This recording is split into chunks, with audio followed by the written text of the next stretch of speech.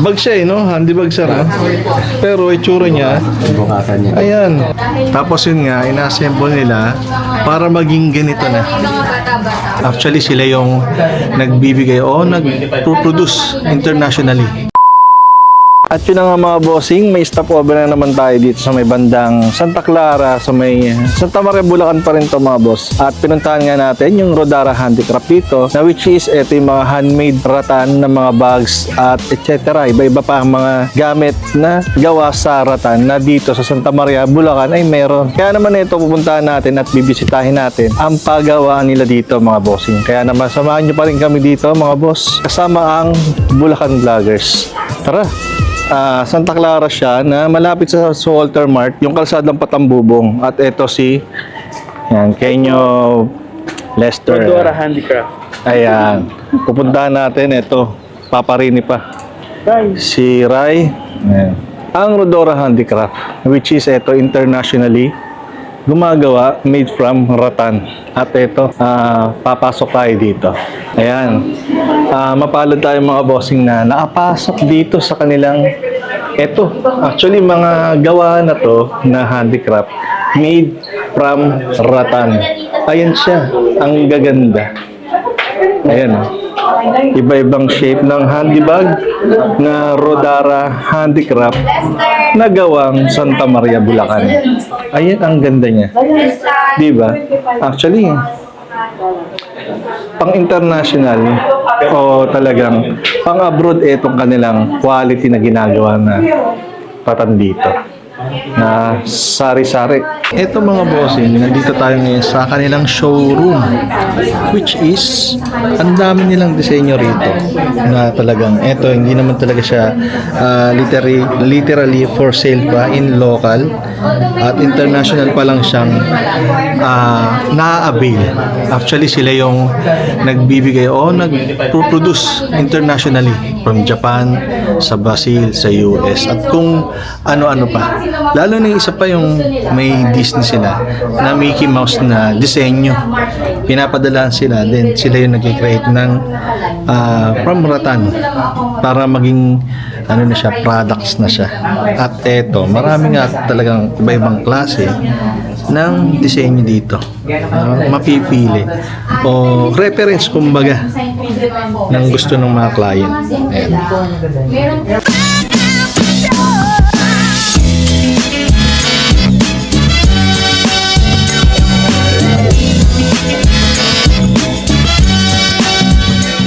Ito, yung isa sa mga sample din ko, parang basket lang siya, pero ganyan siya.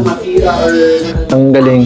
Although ito may magnet siya, pero yung disenyo na pinya, na ganito, na akalain mo, basket lang, pero ratan ng pagkaagawa. Tsaka marami pa ibang klase dito na mga disenyo nila na talaga namang pumatok sa abroad. Kaya naman, iba talaga yung Pilipino pagka bumanat, pagka handicraft sa pag-uusapan. Meron pa silang iba-ibang disenyo rito na animals. At the same time, talagang gawa siya sa rattan.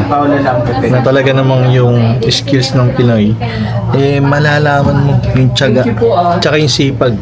Pagiging creative nila. Ayan. Ang galing. Lahat ito ay gawa sa rattan na tinatawag niya. Ayan siya. Wow. Dito lang yan sa may Santa Maria, mga bossing. Ayan. Ito na nga, pinapunta natin yung Rodara Handicraft dito sa may Santa Maria, Bulacan. Actually, ito sir, showroom lang siya di ba? Ito yung mga design na ginagawa ni Rodara. At saka, ayan. Ito, collection siya ng mga disenyo nila na ini-export sa ibang bansa. Usually, nagiging customer nila is Japan, ayan yung Disney, Brazil, at yung mga iba pa mga US, mga ganyan. Ayan. Actually, ang gaganda ng mga disenyo. Nakakalain mong gawa siya sa rattan, pero nagbumukha siyang luxury bag na siya. Yung ganito. Di ba? Disenyo. Pero rattan siya. Talagang iba rin talaga yung kamay ng Pinoy pagka gumagawa ng mga handicrafts kumpara sa ibang lahi. Which is ito nga, yung materials although sa abroad galing, pero dito sa Pilipinas, ginagawa to. Itong ratan na to. Actually, ito mga bossing, pwede nyong mag-walk-in kayo dito for business inquiry. Ilalagay ko yung kanilang link o yung Facebook page nila dito sa video description nito.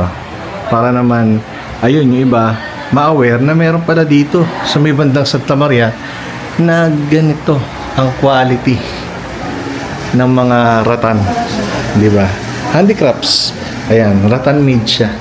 Nakakalain mo, dito lang siya sa Bulacan na merong ganito. Di ba? Na talaga namang may pagmamalaki. Di ba? Gawa dito sa Bulacan pero na-export sa ibang bansa. Ayan. Bali drawing lang. Kasi karamihan naman dito sa akin pinadala. Is drawing lang katulad yan. Yan ang gagayahan. Ito ang product. Ah, okay. Tulad nito, sabi ni Sir, ayan, humuhol man ng ganito. Ito yun, bali ang Humuhol man ng ganyan, pero ang pinagagayahin niya, ayun na, pinapadala sa inyo, yan, no? Oo. Tapos yun nga, ina-assemble nila para maging ganito na. Ang galing, di ba? Tapos yun nga, yung pinakita ni Sir, nakakatuwa lang. Kasi, bag siya no? Handy bag siya, no? Pero itsura niya, bukasan niya. ayan. Oh, ang galing, oh. May mga plastic pa yan, kaso yun.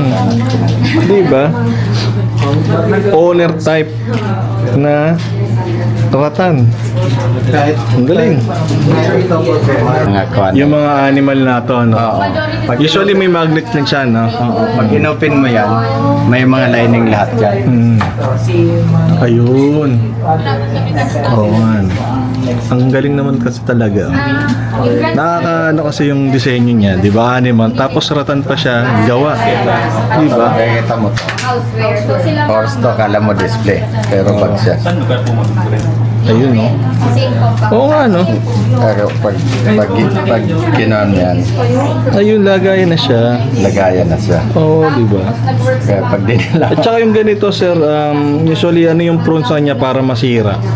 Kasi ratan talaga matibay siya, eh. oo. Kahit babad sa tubig, no? Huwag lang yung laging naaarawan kasi rumoro pa. Arumuro pa ko. Okay. Kailangan na. Sa bagay yun niya. Ano lang naman eh, handbag lang naman siya. Siyempre, yung iba maingat naman din talaga. Yan, mga elephant. Pero ayan no, yung disenyo niya kakaiba. Ayan. Makikita na yan. Diba? Lahat yan. Okay. Ayan. Bag yan. Ayan. Ang galing. Tsaka Diba? ang ganda ng quality ng tela sa loob. Oo. Kasi may fit ang Japan eh. Usually talaga Japan talaga ang ano niya sa amin. Japan ang number one na nag-i-import sa inyo. Ayun. Tapos ito yung Nag-umpisa kami Japan talaga. Tapos hanggang sa nakilala may Brazil, may Europe. Kasi dapat talaga sumasali sa mga exhibit. Hindi kami sumasali kasi nga pag sumali kami marami kumbaga may bayar kasi kami na wag ka nang sumali din kaya ko ka naman kayo bang gusto Kumbaga, niya may mga siloso sila eh. okay. Kumbaga parang eto, ako na magpo-provide ng kailangan. Kayo na lang sa akin. Kumbaga parang wala na akong ibang ano. Kausap. Oo, ganun. Kasi kumbaga sa mga siloso rin sila. Ibig sabihin, pag design nila, hindi mo pwedeng ibenta sa labas. Okay. May mga ganun sila. Pero Ingat-ingat din kami. pero ere, ang brand na niya is Rodora. Ano na? Pag halimbawa, kami lang talaga tagagawa. Pag halimbawa, nasa ibang bansa na, makikita na lang namin, gawa ko yan, pero hindi sa aming pangalan. Pag dito sa Pilipinas, Rodara. Galing Rodara. Pero pag dumating na sa ibang Rebrand na. may sarili na silang brand. Okay, pero dito nga naman. Okay, okay. Rebranding ang tawag. Katulad nito. May Bali sarili. dito po, sir, paano itong flag? Kasi paano? Ayan mga bossing, si Sir Ping, owner mismo ng Rodara dito na handicraft sa Santa Maria, Bulacan. Mamaya ituturo niya tayo sa pagawaan from scratch kung paano nabubuo yung mga ganitong magagandang klase ng mga bags dito. Kaya mamaya ano pa yan? Ako po si Mon. Pinoy budget ako. Pinay. Opo, ayan. Ay, na ano niya na po. Ayan. Ayan, mamaya sasamahan tayo. Papasilip niya lang kung paano nga ba ito ginagawa dito sa Santa Maria, Bulacan na ngayon walang dinalaman. Kaya abangan niyo yan, sasamahan tayo niyan kasama ang Bulacan Vloggers. At ayun nga, nagkaroon tayo ng pagkakataon para makapunta, makasilip sa kanilang pagawaan itong mga nagagandang handicrafts na gawa sa ratan. Kaya samahan niyo kami mga boss. At ito na, lumabas na tayo bahagya para pumunta sa kanilang production area. Ayan si Sir, sinusundan natin. Yung mga nag-ahabi sir na. Ayun. Ayun siya. Yung unang puntahan natin, pag-ahabi niya, Rodara Handicraft. Ayan, dito, step by step makikita natin. Ito siya, manual talaga na hinahabi. Ayan, para sa magkaroon ng ganyang disenyo. Yung nakita natin kanina doon sa showroom, dini, yung talagang pinagsisimulan ng mga ganong disenyo. Ayan. Ito dini, may mga kulay na ratan to. Para nga naman sa ibang klaseng disenyo rin, ibang pattern. Pero talagang mano-mano na talagang ginagawa, walang makinarya o kung ano man. Tapos eto ang kalalabasan yun. Ganito ang example niya. Wow.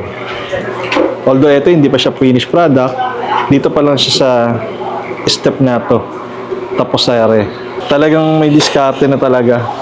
Kasi iba-iba yung kulay eh. Di ba? Para mabuo yung ganong klase ng disenyo, berde sa ibabaw, pula sa gitna, may asul, tapos dilaw.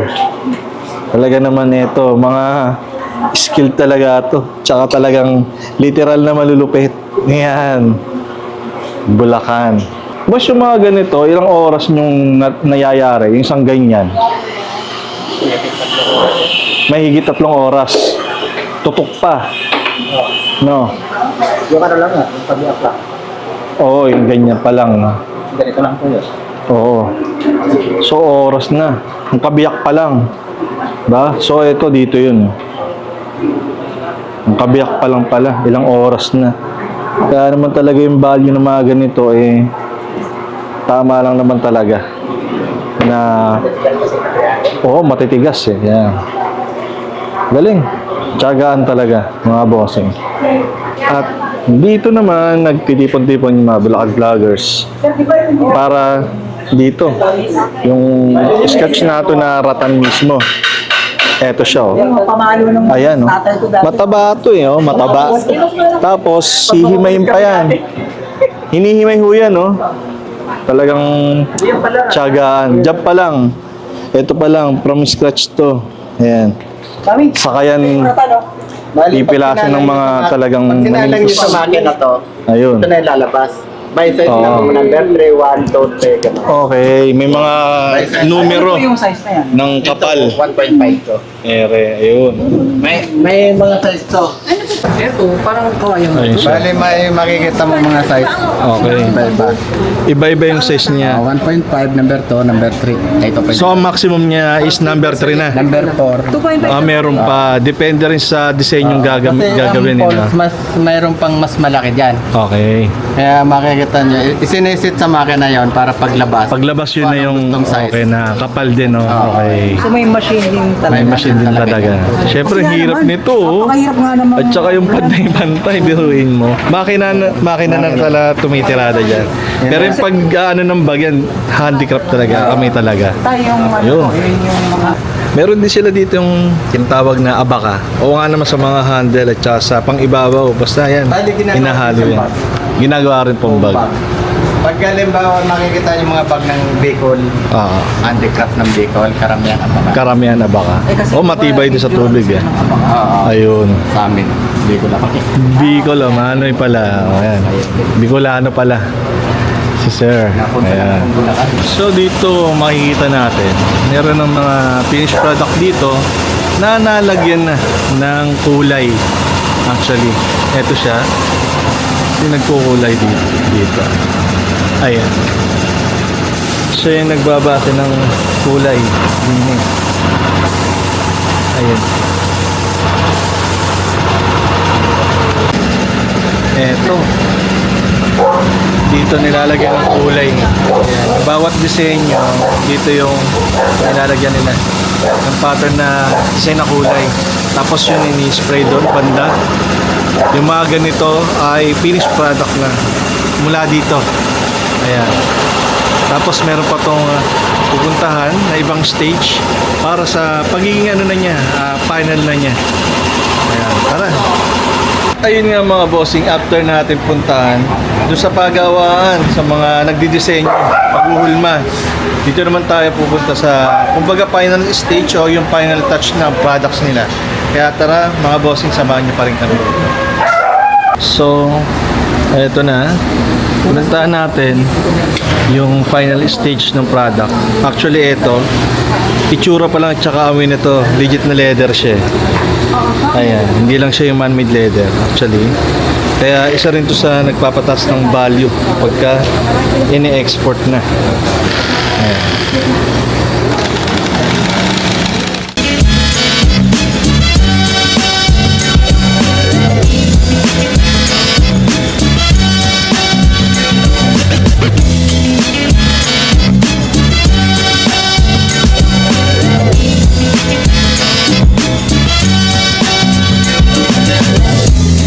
Ayan na. Nilalagyan na nila ng leather sa loob. Tsaka yung eto, meron din sila talaga actual na leather na bag na ginagawa dito. Legit na leather siya mga bossing, na according sa texture at saka sa amoy niya. Kung talagang marunong kayo tumingin ng leather, kasi ako meron akong pagkakaalam kung ano yung man-made leather lang at yung totoong leather Merong technique no para malaman. Ayun nga mga bossing, isa sa mga pagkilala sa totoong legit na leather is yung sa amoy pa lang at sa texture. Although itong ginagamit nila dito is yung cow skin o yung balat ng baka, na pagkakaiba niya sa PVC o man-made leather is yung sa amoy pa lang. Kapag ka talaga mas maamoy siya, makukonsider mo siyang leather. At saka yung sa tibay niya, dahil yung klase ng PVC na man-made, madali lang siya matuklap.